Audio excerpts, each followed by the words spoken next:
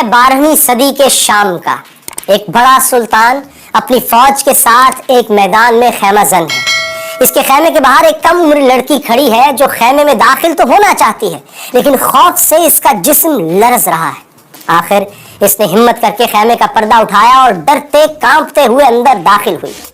इसके सामने वक्त का सुल्तान बैठा था। सुल्तान ने लड़की को देखा और पूछा, तुम्हारी आमद का मकसद क्या है? लड़की ने डरते डरते कहा, मैं आपसे एजाज मांगने आई हूँ। एजाज उस शहर का नाम है जिसे सुल्तान ने 38 दिन की लड़ाई और हजारों जानों की कुर्बानी के बाद फतह किया था। हत्ता कि इस शहर के लिए सुल्तान ने अपनी जिंदगी भी खतरे में डाल दी थी, फिर भी वो उस लड़की को इनकार नहीं कर सका। उसने कहा, अगर तुम एजाज मांगती हो तो ये इलाका तुम्हारा हुआ, ये कहा और उस लड़की को बहुत सी दौलत देकर अपने खैमे से रुखसत कर दिया। सुल्तान जानता था कि उस लड़की को इसके दुश्मनों ने भेजा है, फिर भी उसने लड़की की बात मान ली, क्योंकि ये लड़की सुल्तान के मोहसिन नूरुद्दीन जंगी रहमतुल्लाह अलैह की बेटी थी। वही नूरुद्दीन जंगी रहमतुल्लाह अलैह जिन्होंने ख्वाब में नबी पाक सल्लल्लाहु अलैहि वसल्लम का दीदार किया था और आप सल्लल्लाहु अलैहि वसल्लम की कब्र मुबारक तक सुरंग लगाने की नापाक जिसारत करने वाले 2 यहूदियों को कत्ल कर दिया था। और नूरुद्दीन जंगी रहमतुल्लाह अलैह की बेटी जिस सुल्तान से एजाज शहर मांगने आई थी, वो भी कोई मामूली इंसान नहीं था। उसका नाम था सलाहुद्दीन यूसुफ, जिसे दुनिया सुल्तान सलाहुद्दीन अय्यूबी रहमतुल्लाह अलैह के नाम से जानती है। सुनो जानो कि वो कौन था सीरीज में हम आज आपको तारीख के इसी नाकाबिले फरामोश किरदार सुल्तान सलाहुद्दीन अय्यूबी रहमतुल्लाह अलैह की बायोग्राफी दिखा रहे हैं। लेकिन हाँ, अगर आपने अभी तक हमारे चैनल को सब्सक्राइब नहीं किया तो जरूर कीजिए, ताकि आप तारीखी शख्सियात की मुस्तनद बायोग्राफीज देख, सुन और जान सकें। सुल्तान अय्यूबी रहमतुल्लाह अलैह ने जिस तरह एजाज शहर एक लड़की के हवाले कर दिया था, इन्हें अपनी सल्तनत इस तरह प्लेट में रखकर नहीं मिली थी, बल्कि इसके लिए हर कदम पर जंगो जदल का सामना करना पड़ा था। सलाहुद्दीन अय्यूबी रहमतुल्लाह अलैह पैदाइशी हुक्मरान नहीं थे, बल्कि उनके चचा शेखो नूरुद्दीन जंगी रहमतुल्लाह अलैह के कमांडर थे। इस हैसियत में वो अपने भतीजे को भी हर जंग में अपने साथ ले जाते थे। उस दौर में इस्लामी सल्तनत कई हिस्सों में तकसीम हो चुकी थी। अब्बासी सल्तनत सिर्फ बगदाद तक महदूद रह गई थी। इराक और शाम के ज्यादातर इलाके खुद मुख्तार हुक्मरानों के कंट्रोल में थे, जो हर वक्त आपस में लड़ते रहते थे। जबकि मिस्र पर फातिमी खानदान की हुकूमत थी। बैतुल मक़दस समेत फलस्तीन के कई इलाकों पर सलीबियों का कंट्रोल था। इन हालात में नूरुद्दीन जंगी रहमतुल्लाह अलैह ने शाम के बेशतर इलाकों पर कब्जा कर लिया। फिर उन्होंने मिस्र की मदद के लिए फौज भेजी, तो सलाहुद्दीन अय्यूबी भी इस फौज में शामिल होकर मिस्र चले गए। उस जमाने में मिस्र की हालत ये थी कि करप्शन की वजह से फातिमी सल्तनत बहुत कमजोर हो चुकी थी। इख्तियारात खलीफा से ज्यादा वजीरों के कंट्रोल में थे। इन हालात में सलाहुद्दीन अय्यूबी रहमतुल्लाह अलैह, जो कि अब अपने चचा शेरको की वफात के बाद फौज के कमांडर बन चुके थे, उन्होंने फातिमी खलीफा को हुकूमत से हटा दिया।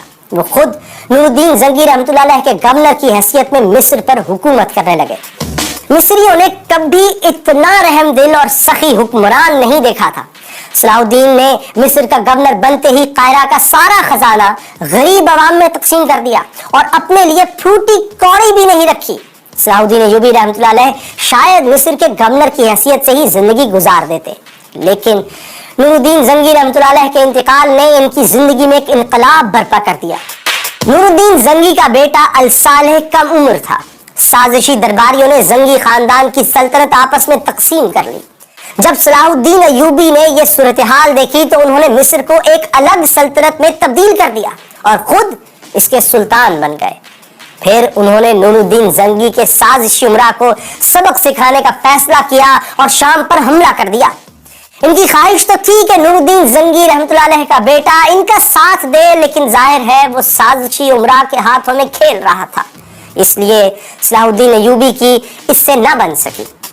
अय्यूबी रहमतुल्लाह अलैह ने जल्द ही दमिश्क फतह कर लिया और मिस्र से लेकर शाम तक एक बड़े इलाके के हाकिम बन गए।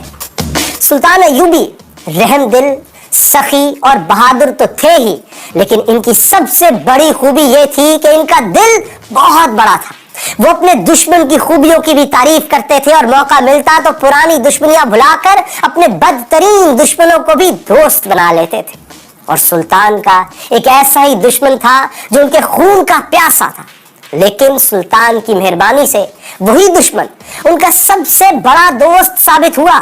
یہ شخص فرقہ باطنیہ کا لیڈر شیخ سنان تھا، جو شام کے قلعہ مسیاف کا حکمران تھا۔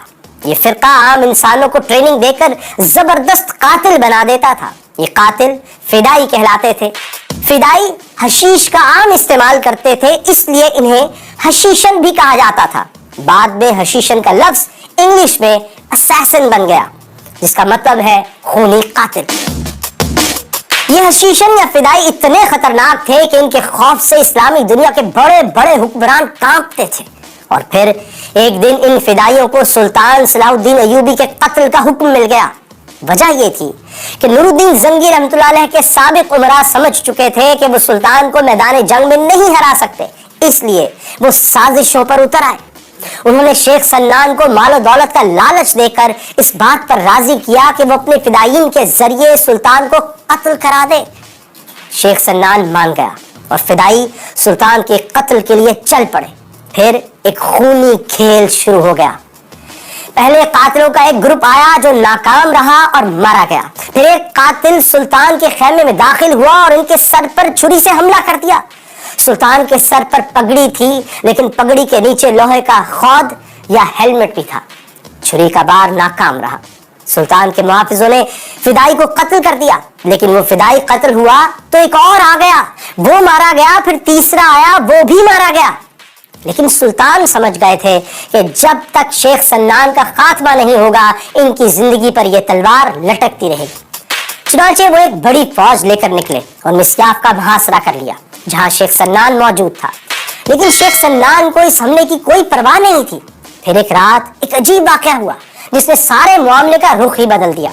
ہوا یوں کہ سلطان اپنے خیمے میں سو رہے تھے کہ اچانک ان کی آنکھ کھل گئی۔ انہوں نے دیکھا خیمے کے چراغ بجھ چکے تھے اور خیمے میں کوئی اور بھی موجود تھا۔ سلطان نے محافظوں کو آواز دی، وہ دوڑتے ہوئے آئے اور جب چراغ دوبارہ جلائے گئے تو سب نے ایک حیرت انگیز منظر دیکھا۔ سلطان کے بستر کے قریب ایک خنجر پڑا تھا، اس کے ساتھ ایک کاغذ تھا جس پر لکھا تھا، بادشاہ سلامت، آپ ہمارے رحم و کرم پر ہیں، ذرا ہوش میں آئیے۔ سلطان بہت حیران ہوئے۔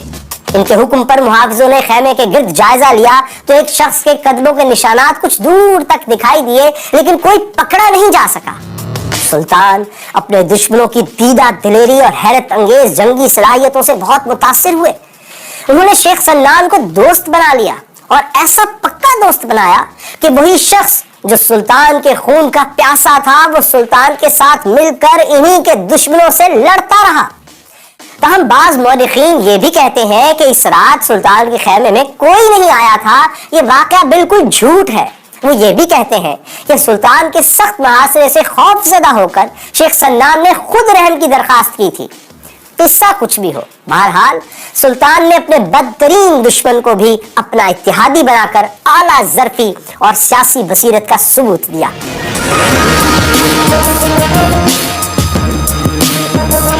لیکن سلطان صلاح الدین ایوبی رحمۃ اللہ علیہ کے لیے سازشی امراء یا شیخ سنان نہیں، بلکہ فلسطین کی صلیبی سلطنت سب سے بڑا چیلنج تھی۔ صلیبیوں نے 1099 میں بیت المقدس پر قبضہ کر لیا تھا۔ ان کی حکومت کو 1 صدی ہونے کو آئی تھی، لیکن وہ علاقے کی باقی سلطنتوں کے ساتھ امن سے رہنے پر تیار نہیں تھے۔ سلطان نے ان سے صلح کی کئی کوششیں کی، کیونکہ وہ سب کے ساتھ پرامن طریقے سے رہنا چاہتے تھے۔ وہ تو آپس میں لڑنے والی مسلمان سلطنتوں کو بھی متحد کرنا چاہتے تھے۔ سلطان کو صلیبیوں اور مسلمان حکمرانوں دونوں سے ہی جنگیں لڑنا پڑی، لیکن حقیقت میں وہ دونوں ہی سے امن کے معاہدے کرنا چاہتے تھے۔ ایک طرف تو انہوں نے صلیبیوں سے صلح کے معاہدے کیے، تو دوسری طرف مسلمان حکمرانوں کی ایک کانفرنس بھی منعقد کرائی۔ اس کانفرنس میں طے پایا کہ یہ حکمران اب ایک دوسرے کے خلاف تلوار نہیں اٹھائیں گے۔ ان معاہدوں سے سلطان کو اطمینان ہو گیا تھا کہ اب خطے میں دوبارہ جنگ نہیں ہوگی۔ لیکن صلاح الدین ایوبی رحمۃ اللہ علیہ کے دشمن جلد ہی صلح کے معاہدے توڑنے لگے۔ خاص طور پر موصل کا حکمران بار بار صلیبیوں کے ساتھ مل کر سلطان کے خلاف سازشیں شروع کر دیتا تھا۔ سلطان نے موصل کے حکمران کو سازشوں کی سخت سزا دی اور شہر کا محاصرہ کر لیا۔ آخر موصل کے حکمران نے بھی سلطان سے ایک معاہدے کے تحت امن قائم کر لیا، تاہم صلیبی اپنی طاقت کے زوم میں سلطان کے ساتھ مستقل صلح نہیں چاہتے تھے۔ چنانچہ 1177 میں سلطان نے فوج جمع کی اور مصر سے نکل کر فلسطین پر حملہ کر دیا۔ شروع میں انہیں بہت کامیابی ملی اور انہوں نے کئی قلعے فتح بھی کر لیے، لیکن ان قلعوں کی حفاظت کے لیے کافی فوج پیچھے چھوڑنا پڑی۔ چنانچہ جب وہ فلسطینی شہر رم اللہ کے قریب پہنچے تو ان کی فوج آدھی بھی نہیں رہی تھی۔ صلیبیوں نے اس صورتحال کا فائدہ اٹھایا اور 25 نومبر 1177 کو صلاح الدین ایوبی رحمۃ اللہ علیہ پر اچانک حملہ کر کے انہیں پیچھے ہٹنے پر مجبور کر دیا۔ یہ پہلا موقع تھا کہ سلطان صلاح الدین ایوبی رحمۃ اللہ علیہ کو میدان جنگ میں ناکامی ہوئی تھی، لیکن اصل سلطان وہی ہوتا ہے جو ناکامی سے بھی سبق سیکھے۔ اس جنگ کے بارے میں سلطان نے خود دمشق میں اپنے بھائی توران شاہ کو خط لکھا۔ سلطان نے لکھا، ہم بڑی مشکل سے جان بچا کر آئے ہیں، خدا کو ہم سے کوئی بہتر کام لینا تھا جو بچا لیا۔ سلطان کو اپنی شکست کا حساب برابر کرنے کا موقع جلد ہی مل گیا۔ ہوا یوں کہ رم اللہ میں کامیابی حاصل کر کے صلیبی یہ سمجھنے لگے کہ سلطان اب اپنی سلطنت کا دفاع نہیں کر سکتے، اس لیے بیت المقدس کے صلیبی حکمران بالڈون فور نے دمشق پر چڑھائی کر دی۔ لیکن وہ غلطی پر تھا، کیونکہ سلطان صلاح الدین ایوبی رحمۃ اللہ علیہ کی طاقت میں کوئی کمی نہیں آئی تھی، انہیں صرف وقتی طور پر کم تعداد کی وجہ سے پیچھے ہٹنا پڑا تھا۔ لیکن بالڈون کے حملے کے جواب میں اب وہ اپنی پوری فوج جمع کر چکے تھے۔ 10 جون 1179 کو جب دونوں فوجیں آمنے سامنے آئیں تو صلاح الدین ایوبی نے اپنے فوجیوں کے سامنے ایک زبردست تقریر کی۔ انہوں نے کہا، مسلمان ذلت کی زندگی پر موت کو ترجیح دیتا ہے، آگے بڑھو اور دشمن کو بتا دو کہ مسلمان پیٹھ پر نہیں سینے پر زخم کھاتا ہے۔ چنانچہ جب جنگ ہوئی تو سلطان کے وفاداروں نے بالڈون کی فوج کو زبردست شکست دی۔ شکست خوردہ بالڈون نے صلح کی درخواست کی۔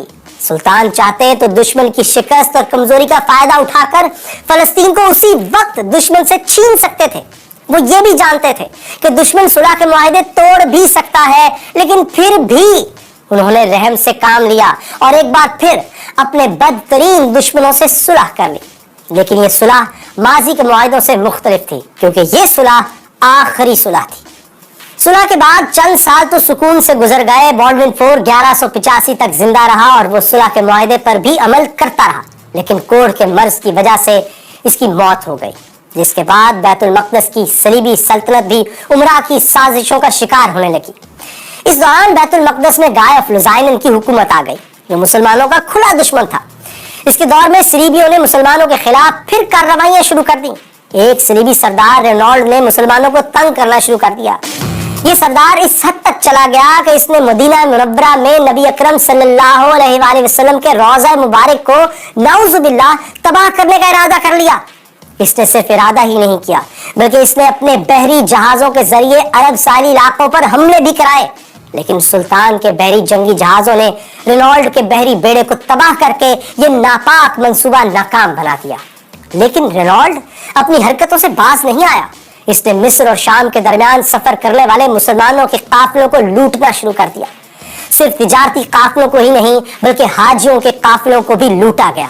رینالڈ نے ایک ایسے قافلے پر بھی حملہ کر دیا جس میں سلطان کی بہن بھی شامل تھی۔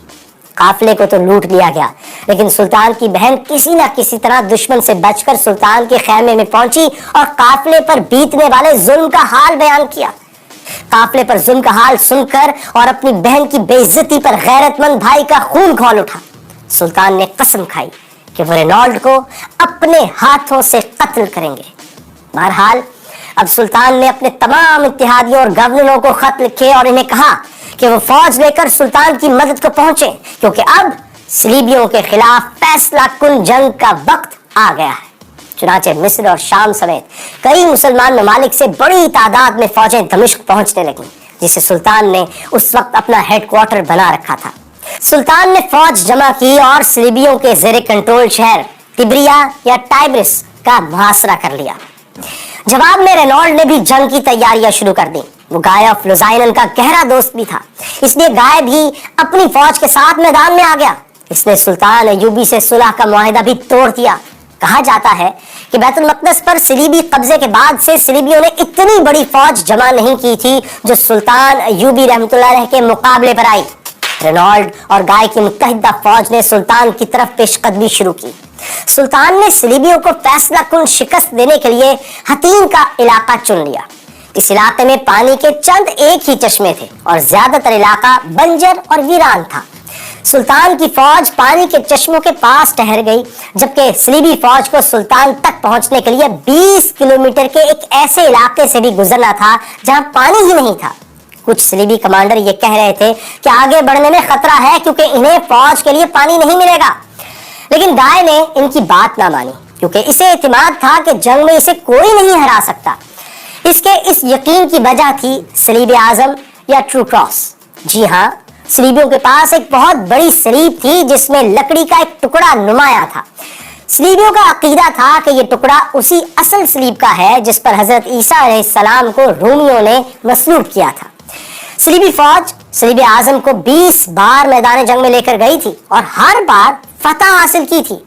गाय और इसके साथी समझते थे कि सलीब आजम की मौजूदगी में ये जंग भी वही जीतेंगे, इसलिए उन्होंने रास्ते की सारी मुश्किलात को नजरअंदाज कर दिया। लेकिन ये उनकी सबसे बड़ी भूल थी। ये फौज जैसे जैसे आगे बढ़ती गई, गर्मी और प्यास की शिद्दत से बेहाल होती गई। चुनाचे जब ये फौज सुल्तानी लश्कर के सामने पहुंची तो थकन और प्यास से निढाल हो चुकी थी। जब रात हुई तो सुल्तानी फौजियों ने सलीबियों के कैंप में घुसकर घोड़ों की घास के गट्ठों को आग लगा दी। सलीबियों के पास आग बुझाने के लिए पानी ही नहीं था, जबकि आग की तपिश से इनकी प्यास और भड़क उठी। आग और धुएं की वजह से वो लोग रात भर सो भी नहीं सके। अगले दिन 4 जुलाई 1187 को सुल्तान ने सलीबी फौज पर हमला किया। मुसलमानों ने जहरीले तीरों की बारिश करके सैकड़ों सलीबी घुड़सवार हलाक कर दिए। फिर फौजी दस्ते आगे बढ़े और दुश्मनों पर टूट पड़े। सलीबी फौज के ज्यादातर सिपाही बगैर लड़ाई के ही मैदान जंग से फरार हो गए। जो बाकी बचे, इनमें मुकाबले की ताकत ही नहीं थी, इसलिए वो आसानी से मारे गए या पकड़े गए। सलीब आजम भी मुसलमानों के कब्जे में चली गई। रेनॉल्ड और गाय दोनों जंगी कैदी बने। सलीबी लश्कर के सिपाही प्यास से हाँफ रहे थे। सुल्तान ने इन्हें पानी पिलाने का हुक्म दिया। गाय को तो ठंडा अर्के गुलाब पिलाया, लेकिन रेनॉल्ड को बदअहदी की भरपूर सजा दी। सुल्तान ने अपने हाथों से इसका सर कलम कर दिया। ये देखकर गाय डर गया कि अब इसकी बारी है, लेकिन सुल्तान ने इसे इत्मीनान दिलाते हुए कहा, बादशाह बादशाहों को कत्ल नहीं किया करते। अब सुल्तान बैतुल मक़दस की तरफ बढ़े। शहर का हुक्मरान तो पहले ही इनकी कैद में था। इन्हें उम्मीद थी कि शहर आसानी से फतह हो जाएगा, लेकिन सलीबियों ने सुल्तानी फौज का 1 हफ्ते से ज्यादा अरसे तक डट कर मुकाबला किया और दोनों तरफ से भारी जानी नुकसान हुआ। सुल्तानी लश्कर ने आग के गोलों की बारिश करके दीवारों में शगाफ पैदा कर दिए। सलीबी लश्कर को खौफ हुआ कि अगर मुसलमान शहर पर काबिज हो गए तो कहीं इनके बीवी बच्चों को गुलाम ही ना बना ले। चुनांचे उन्होंने लड़ाई का इरादा छोड़कर सुल्तान के रहम को पुकारा और सुल्तान ने भी इस पुकार का जवाब रहम दिली से ही दिया। हालांकि बैतुल मक़दस वही शहर था जहां 88 बरस पहले जब सलीबियों ने कब्जा किया था तो खून की नदियां बहा दी थी, लेकिन सुल्तान अय्यूबी तो सुन्नत रसूल सल्लल्लाहु अलैहि वसल्लम पर अमल करने वाले इंसान थे।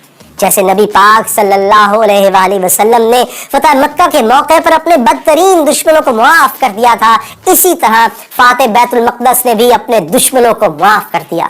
उन्होंने शर्त आयद की कि हर ईसाई मर्द 10 दिनार और औरत 5 दिनार अदा करे और आजादी हासिल कर ले। जो ऐसा ना कर सके इसे गुलाम बना लिया जाएगा। दिलचस्प बात यह है कि सलीबियों के मजहबी रहनुमाओं ने फौरी तौर पर यह रकम अदा की और जिंदा सलामत निकल गए। मजहबी रहनुमाओं का लीडर तो हीरे जवाहरात से लदे संदूक भी सुल्तानी फौज के सामने लेकर चला गया, लेकिन इतनी दौलत ले जाने वाले अपने पीछे गरीब सलीबियों को छोड़ गए थे जिनका फिदिया देने वाला कोई नहीं था। ये सलीबी खौफजदा थे कि सुल्तान के फौजी इन्हें गुलाम बना लेंगे, लेकिन सुल्तान का रहम सिर्फ अमीरों के लिए नहीं था। उन्होंने गरीब सलीबियों को मुफ्त आजादी बख्श दी। कुछ सलीबी तो सुल्तान के हुस्न सलूक से मुतासिर होकर इसी शहर में ठहर गए। सुल्तान सलाउद्दीन अय्यूबी रहमतुल्लाह अलैह की रहमदिली और हुस्न सलूक का वेस्ट भी एतराफ करता है। यूं 2 अक्टूबर 1187 को बैतुल मक़दस पर सलाउद्दीन अय्यूबी रहमतुल्लाह अलैह का मुकम्मल कंट्रोल हो गया, यानी बैतुल मक़दस 88 बरस बाद दोबारा मुसलमानों के कंट्रोल में चला गया। सुल्तान ने गाय फ्लुजाइलन को भी आजाद कर दिया, लेकिन इस शख्स ने आजादी का नाजायज फायदा उठाया और बैतुल मक़दस से निकलने वाले सलीबियों को साथ मिलाकर साहिली शहर अकाका मुहासरा कर लिया। उधर बैतुल मक़दस सलीबियों के हाथ से निकलने पर सारे यूरोप में कोहराम मच गया और जंग की तैयारियां होने लगी। बरतानिया में तो सलाहुद्दीन टैक्स लगाया गया ताकि पैसे जमा करके सुल्तान के मुकाबले के लिए फौज जमा की जा सके। ये ऐलान भी किया गया कि जो लोग सुल्तान के खिलाफ लड़ने जाएंगे इनके गुनाह माफ हो जाएंगे। जर्मनी और फ्रांस में तो खवातीन ने अपने जेवर बेचकर पैसे फौज की मदद के लिए दिए। चुनाचे बरतानिया का बादशाह रिचर्ड, जिसे शेर दिल भी कहा जाता था, वो फ्रांस और जर्मनी की फौजों के साथ अका पहुंच गया। रिचर्ड ने सलीबी लश्कर की कमान संभाल ली थी। मुसलमान और सलीबी शदीद जंग में उलझे थे। इस दौरान सलाहुद्दीन अय्यूबी बुरी तरह बीमार हो गए, जिसकी वजह से महाज पर इनकी फौज को नुकसान पहुंचने लगा।